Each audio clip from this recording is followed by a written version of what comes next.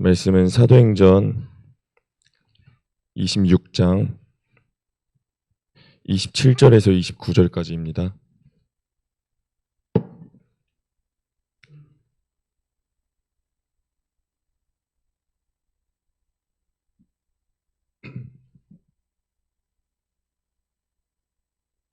(27절에서 29절) 한 절씩 읽으시고 마지막 말씀은 다 같이 읽으시겠습니다. 아그리빠 왕이여, 선지자를 믿으시나이까? 믿으시는 줄 아나이다.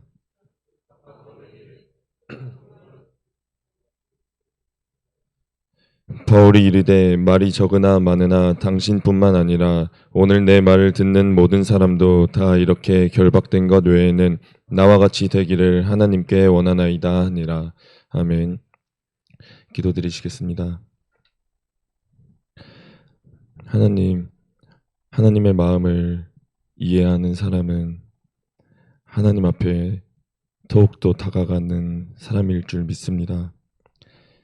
그만큼 하나님의 마음을 이해하지 못하는 사람은 하나님께 더욱더 다가가는 것이 부족하겠죠. 주님, 하나님의 마음을 이해하는 사람이 되길 원합니다.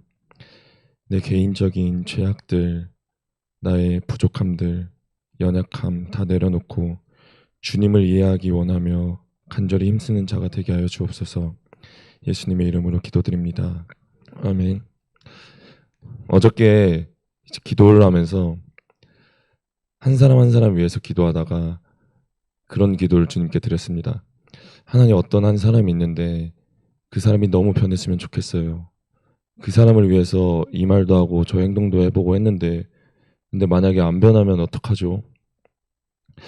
그런데 그런 감동이 오더라고요. 그렇게 인생 몽둥이를 주님께서 치시는구나. 근데 그 사람을 위해서 더 기도하니까 그 사람이 몽둥이를 안 맞았으면 좋겠는 거예요. 매 맞기 전에 깨달을 수 있는 방법은 없나요? 매 맞기 전에 그 사람이 변하면 되잖아요. 매 맞을 일이 없으면 되잖아요. 기도를 하는데 곰곰이 생각을 해보니까 그 사람이 결국엔 안 변하면 어쩔 수 없이 하나님은 인생의 몽둥이를 치시더라고요.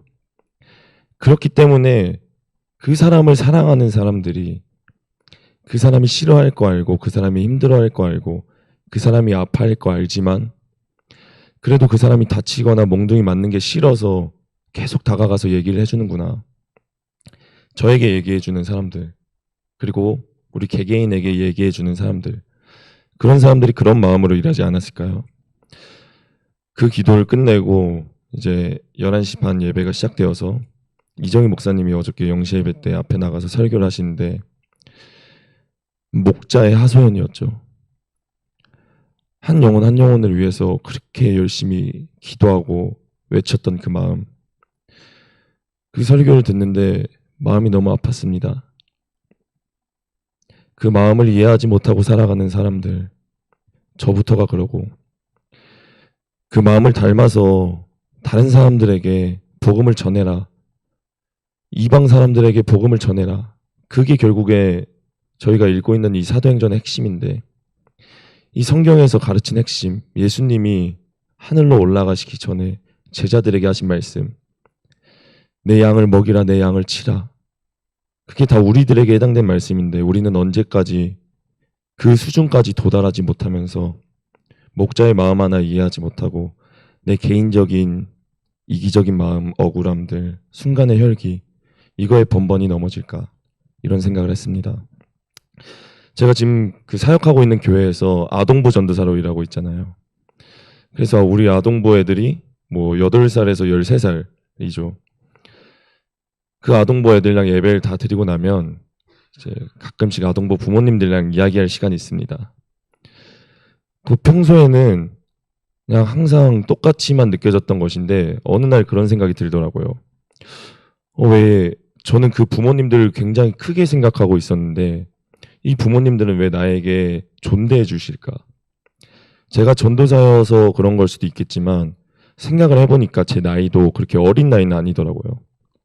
그리고 그분들과 제 나이를 비교했을 때 해봤자 불과 10살 정도밖에 차이가 안 나는 거예요.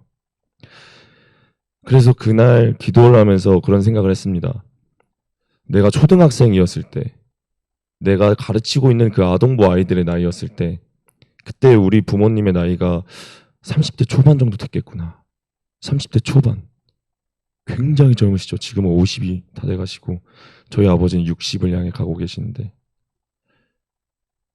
뭐 이은경 집사님, 이상순 집사님 다 우리 아동부일 때 선생님들로 앞에 나가셔서 설교해 주시고 그러셨는데 굉장히 크게 보이시던 그 어른들이 그 당시에 그 어르신들의 나이가 지금 생각해 보니까 이제 불과 10년이면은 저희가 다 그 나이가 되더라고요.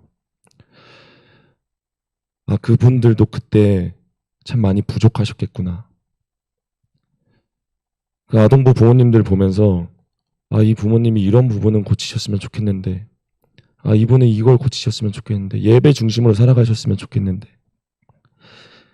근데 그분들이 지금 그 나이 때는 당장 아이들을 가르치는데 정신 없으시겠죠. 부모님들의 이야기를 들어보면 다 똑같아요. 지금 내가 이 아이가 잘못을 하고 있을 때 혼내는 게 맞을지 이번엔 눈 감아주는 게 맞을지 이 아이를 내가 너무 다그치는 건 아닐지 이런 고민을 막 하신다고 해요. 근데 그러다 그 아이가 이제 중학생, 고등학생, 성인이 되고 나면 부모님과 접할 시즌도 많이 없어지고 부모님은 계속 반복된 일상을 살아가시고 대부분의 어르신들이 자신만의 고집이 생기고 자신의 죄를 깨닫지 못하고 그렇게 늙어가시는 경우를 우리가 주변에서 믿지 않는 사람들 중에서 특히나 많이 볼 수가 있죠. 그렇기에 지금의 교육이 가장 중요할 줄 믿습니다. 지금 내가 변하지 않으면 지금의 저로 예를 들면 지금 26살의 제가 변하지 않으면 30대가 돼서 애를 낳고 기를 때 그때 제 잘못이 변하기 정말 힘들어져요. 그리고 내 애가 많이 커서 내가 좀 더 나이가 들고 나는 내가 해오는 일, 반복된 일상 그것을 10년 넘게 지내다 보면 그 나이 때에서 나에게 말해주는 사람도 얼마 없을 것이고 내 죄는 쉽게 크게 드러나지 않아서 내 오랜 습관들은 쉽게 고쳐지지 않겠죠. 그렇게 지금 하루빨리 우리가 변해야 될 줄 믿습니다. 오늘 바울이 자신의 입에서 나오는 말은 계속해서 예수님에 대한 전도입니다. 바울이 자신을 죽이려고 하는 유대인들이 그 로마 총독에게까지 와서 재판을 막 벌이니까 로마 총독과 그리고 당시 유대인들의 위에 헤롯 왕처럼 군림하던 아그리파 왕, 이 사람들을 다 불러 모아서 그곳에서 사도 바울에게 변명을 하라고 했습니다. 사도 바울이 자신의 과거의 죄악들을 쭉 이야기하면서 내가 유일하게 한 행동은 예수님 한 분 전한 것뿐이다 하면서 아그리파 왕이라는 사람을 한 명 지목을 해요. 이 아그리파 왕은 예수님 당시에 그 애기들 다 죽이라고 명했던 헤롯 왕의 증손자입니다. 그런데 마지막 헤롯 왕인데 이 아그리파 왕만큼은 유대인들의 문화를 다 알고 있었고 하나님의 율법을 다 이해해서 항상 로마에 있는 사람들에게 유대인을 변호하던 그런 인물이었습니다. 그렇게 사도 바울이 아그리파 왕에게 말을 해요. 27절 아그리파 왕이여 선지자를 믿으시나이까? 믿으시는 줄 아나이다. 다 알고 계시잖아요. 다 알고 계시니까 제가 무슨 말을 하는지 아실 줄 믿습니다. 근데 아그리빠가 바울에게 하는 말은 내가 적은 말로 나를 권하여 그리스도인이 되게 하려 하는도다. 너는 결국엔 네 말 들어보니까 네의 그 적은 말로 결국엔 나를 권면해서 나를 그리스도인이 되게 하려는 거야. 지금 네가 하려는 말이 그거잖아. 이러한 아그리빠 왕에게 바울이 하는 말씀 29절 말씀입니다.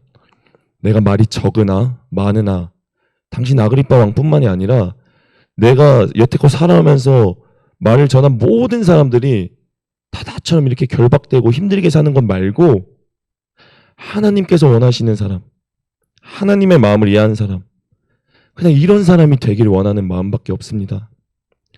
그냥 와서 뭐 봉사하고 뭐 돈 쓰고 뭐 하고 이런 게 아니라 그냥 저처럼 하나님을 위해서 살아가는 사람. 진짜 당신이 하나님을 안다면 그 하나님의 마음을 이해해서 하나님이 원하시는 사람이 되기를 원하는 그 마음밖에 저는 없습니다. 이 마음이 우리 모두에게 있어야 될 줄 믿습니다. 이 말씀을 듣고 이 말씀을 읽으면서 제가 전하고 있는 친구들, 그리고 부족하지만 옆에서 힘써주면서 같이 돕고 싶은 사람들, 이러한 수많은 사람들이 생각이 났습니다. 그 사람들은 이 마음을 알까? 이 생각을 하니까 나야말로 나에게 말해주는 사람들의 마음은 알까? 생각의 깊이의 차원. 우리는 생각을 멈추면 안 될 줄 믿습니다. 내가 계속 생각하고 다른 사람의 입장에서 생각하고 이런 것들이 쌓여서 성숙해질 때 비로소 나의 마음속에서 억울했던 마음들, 이기적인 마음들, 순간 이해 안 돼서 나오는 혈기들, 이 모든 것들이 사라질 줄 믿습니다. 옛날 우리 용두동 교회에서 의자도 들어오기 전에 다 바닥에서 이 방석으로 예배드리던 시절이 딱 생각났습니다. 그때는 저는 한 유치원생 정도 됐었겠죠. 제 기억으로는 항상 저쪽 끝에서 김영순 권사님이 북을 들고 이렇게 막 치시면서 예배드리시고, 그리고 저는 그 용두동 교회 한 가운데 세워져 있던 그 거울 기둥, 그 아래 개미들이 지나가는 거를 어렸을 때 이렇게 눈여겨봤던 게 이렇게 기억이 나요. 그런데 그러면서 한 가지 항상 기억나는, 그때만 떠올리면 기억나는 그 장면이 있습니다. 바로 저희 아버지가 항상 방석 위에서 허리가 아프시니까 무릎 꿇고 바닥에 이렇게 손을 대시고 기도를 할 때마다 항상 그렇게 엉엉 우시고 휴지로 코를 그렇게 많이 푸셨던 그 뒷모습이 그렇게 기억이 났습니다. 오늘 그래서 저희 아버지에 대해서 이렇게 쭉 생각을 해보니까 유치원생 때 아버지가 그렇게 울면서 회개하던 모습은 기억이 나는데, 제가 점점 나이가 들어서 중학생, 고등학생, 성인이 될 때까지는 점점 저희 아버지가 그렇게 눈물로 회개하시던 모습의 기억이 희미해지고 생각이 안 나더라고요. 그리고 오히려 지금 뇌수술을 하시고 나서 이제 주님을 좀 알아가시면서 이제야 아버지가 우시면서 회개하는 모습을 많이 봅니다. 그런 아버지의 모습을 생각하면서 나도 지금의 내 믿음에 관해서 절대 화가 수 없겠구나. 우리는 항상 우리가 넘어질까 조심하면서 염려하는 마음으로 살아가야 될 줄 믿습니다. 우리가 나이 들면 어떻게 될지 모르는 거예요. 지금의 저희 청년들에게만 하는 말이 아니라 우리 어르신들도 60대, 70대가 되시면, 제가 정말 여기 아름다운 교회는 깨어있는 교회인 게 권사님들이 변하시는 모습을 보면 그게 그렇게 존경스러워요. 제가 사역하는 교회에 연령대가 대부분 정말 많으신데 떡을 나눠드리는데 그 떡 어떻게든 하나 더 가지고 가시려고 하는 어르신들도 많고, 예배 시간에 마스크 한번 잠깐 벗으면은 그거 가지고 와서 욕까지 하시는 어르신들도 계시고, 참 저분은 어쩌다가 저렇게 나이가 드셨을까 하고 걱정되시는 분들이 많습니다. 한 번은 우리 다성 회장님과 임진원 부장님과 같이 밥을 먹고 있는데 그 식당에 한 아주머니가 일을 하고 계셨어요. 그 아주머니가 혼자서 혼자서 계속 막 뭐라 말하고 계시는 거예요. 그래서 우리한테 하는 말은 아니겠지 하고 밥을 계속 먹고 있는데 그 아주머니가 갑자기 그런 말을 하는 거예요. 남자는 생긴 대로 놀아야 돼. 얼굴 값을 하면은 그만큼 바람도 펴야 돼. 이런 말도 안 되는 말씀하고 계시는 거예요. 그러면서 저뿐만이 아니라 거기 있는 손님들에게, 남자 손님들에게 가서 다 그 말을 하고 계셔요. 그래서 그날 그 아주머니가 알고 보니까 처음 일하신 날이더라고요. 그래서 사장님이 1급 줄 테니까 나가시라고 하니까 막 욕을 하면서 나가시는 그 아주머니를 봤습니다. 그리고 그 아주머니를 보면서 생각을 한 게, 저 아주머니는 자기의 행동이 잘못인 줄 아실까?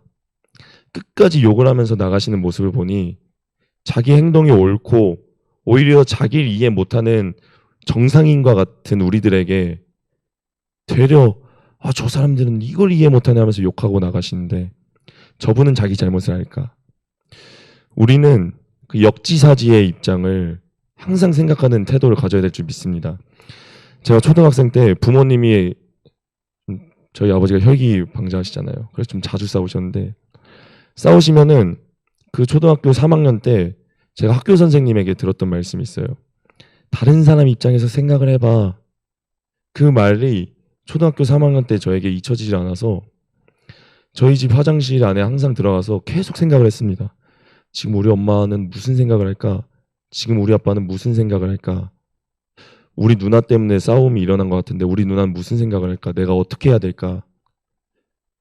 그런 생각을 하면서 지냈는데 초등학생 때만 그렇게 살고 중학생 때, 고등학생 때는 이기적으로 산 것 같은데 근데 어쨌든 그러한 태도를 우리가 계속 가져야 될 줄 믿습니다. 그리스도인들이라면 이 역지사지의 입장이 없으면 하나님을 섬기지 못해요. 오늘의 말씀도 결국 그거예요. 바울은 하나님을 생각하고 하나님 입장에서 생각하니까 이 복음이 진짜야. 이 복음대로 살아야 돼. 하는데 다른 사람들은 절대 생각을 못해요. 바울의 입장에서 조금만 생각을 해보면 베레아인들처럼 이 말씀이 맞구나 하는 상고하는 시간을 가질 수가 있는데 내 개인적인 욕심 때문에 이기적임 때문에 그냥 내 위주로 모든 생각이 돌아가는 거예요.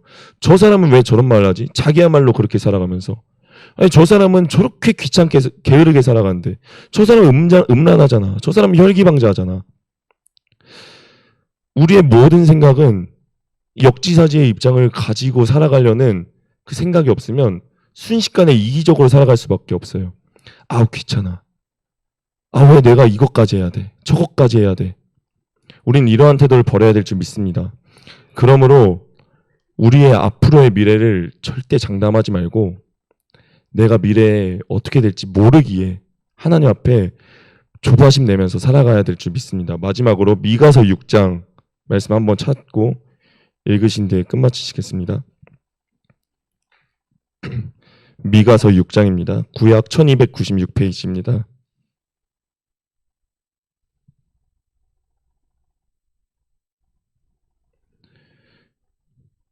미가서 6장 6절부터 제가 읽어드리겠습니다.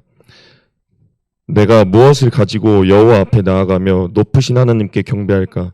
내가 번제물로 1년 된 송아지를 가지고 그 앞에 나아갈까? 여호와께서 천천의 수장이나 만만의 강물 같은 기름을 기뻐하실까? 내 허물을 위하여 내 맏아들을 내 영혼의 죄로 말미암아 내 몸에 열매를 드릴까? 8절 말씀 다 같이 읽으시겠습니다. 사람아 주께서 선한 것이 무엇임을 내게 보이셨나니 여호와께서 내게 구하시는 것은 오직 정의를 행하며 인자를 사랑하며 겸손하게 내 하나님과 함께 행하는 것이 아니냐. 아멘. 하나님 앞에 내가 뭘 할까 이러한 생각을 하기 전에 하나님이 정말로 원하시는 것은 무엇인지, 나에게 말을 해주고 있는 사람들의 마음은 정말로 무엇인지, 그 사람이 정말 원하는 방향, 하나님께서 원하시는 방향을 생각할 줄 아는 우리 모두가 되길 이 시간 간절히 부탁드리겠습니다. 기도드리겠습니다. 하나님, 우리는 우리 입장에서만 생각할 때가 많습니다. 내 입장에서 해석하고 싶은 대로 해석하고 내가 받아들이고 싶은 부분만 받아들이고 순간의 감동으로만 끝낼 때도 많고 참 우리는 부족하고 연약합니다. 하나님 앞에 영적인 성숙함을 간절히 구합니다. 순간의 감동과 순간의 깨달음으로 끝내는 것이 아니라 그 깨달음을 우리들의 삶으로 끌고 와서 나의 살아가는 데 있어서 내 평생에 있어서 내 미래를 장담하지 못하기에 그 감동과 깨달음을 쭉 누리며 긴장하며 살아가는 우리 모두가 되게 하여 주옵소서. 예수님의 이름으로 기도드립니다. 아멘.